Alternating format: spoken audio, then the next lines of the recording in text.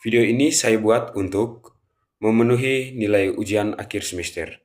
Dan juga yang saya hormati, Bapak dosen pengampu mata kuliah pengantar filsafat, Bapak Agustinus F. Pascalino Dadi, Esfil M. Hum.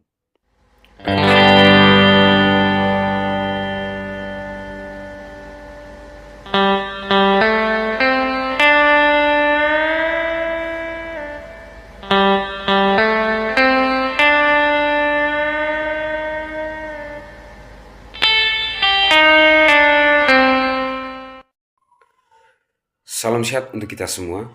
Perkenalkan, nama lengkap saya Diego Sanvitoris Janatuda, NIM 2025-1124, Prodi Ilmu Hukum, Fakultas Hukum dan Sosial Humaniora, Universitas Flores. Pada kesempatan ini, saya akan memaparkan materi mengenai gagasan filsafat menurut filsuf Jürgen Habermas serta relevansinya dalam bidang hukum. Yang pertama, profil Jürgen Habermas. Jürgen Habermas adalah seorang filsuf dari sosiolog asal Jerman yang lahir pada 18 Juni 1929 di Düsseldorf, Jerman. Ia dikenal sebagai tokoh utama Masbah Frankfurt, generasi kedua, yang melanjutkan tradisi pemikiran kritis Theodor Adorno dan Max Horkheimer. Habermas banyak mengkaji isu-isu seperti demokrasi, rasionalitas, komunikasi, ruang publik, hukum, dan legitimasi kekuasaan.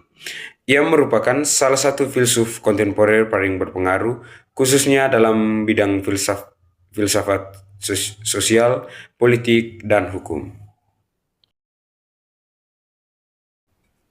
Berikutnya, deskripsi gagasan filsafat Jürgen Habermas. Gagasan utama Jürgen Habermas dikenal dengan teori tindakan komunikatif atau Theory of Communicative Action. Menurut Habermas, manusia tidak hanya bertindak untuk mencapai kepentingan pribadi, tetapi juga bertindak untuk mencapai pemahaman bersama melalui komunikasi. Komunikasi yang ideal adalah komunikasi yang bebas dari tekanan dan paksaan, memberi kesempatan yang sama kepada semua pihak untuk berbicara, menilai pendapat berdasarkan argumen rasional, bukan kekuasaan. Habermas membedakan dua bentuk rasionalitas, yaitu rasionalitas instrumental yang berorientasi pada hasil dan kepentingan, rasionalitas komunikatif yang berorientasi pada dialog dan kesepahaman. Selain itu, Habermas memperkenalkan konsep ruang publik, yaitu ruang di mana masyarakat dapat berdiskusi secara bebas dan rasional tentang persoalan bersama. Relevansi gagasan Habermas dalam bidang hukum. Pemikiran Jürgen Habermas memiliki relevansi yang sangat kuat dalam bidang hukum, khususnya hukum demokratis.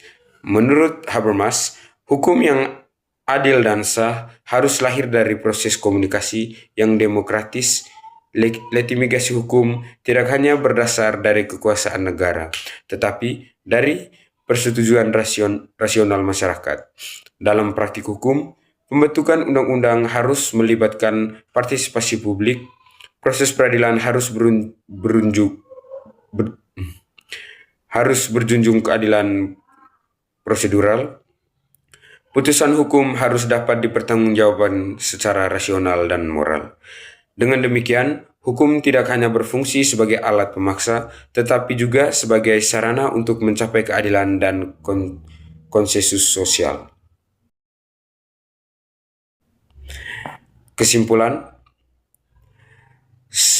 sebagai kesimpulan, Jürgen Habermas menegaskan pentingnya dialog yang rasional, komunikasi tanpa paksaan, demokrasi partisipasif. Dalam bidang hukum, gagasan Habermas mengajarkan bahwa hukum harus dibentuk melalui proses yang adil dan komunikatif. Keadilan hukum bergantung pada partisipasi masyarakat. Hukum yang baik adalah hukum yang diterima secara rasional dan moral oleh masyarakat. Oleh karena itu, pemikiran Jürgen Habermas sangat relevan dalam membangun sistem hukum yang demokratis, humoris, dan berkeadilan. Sekian pemaparan materi saya.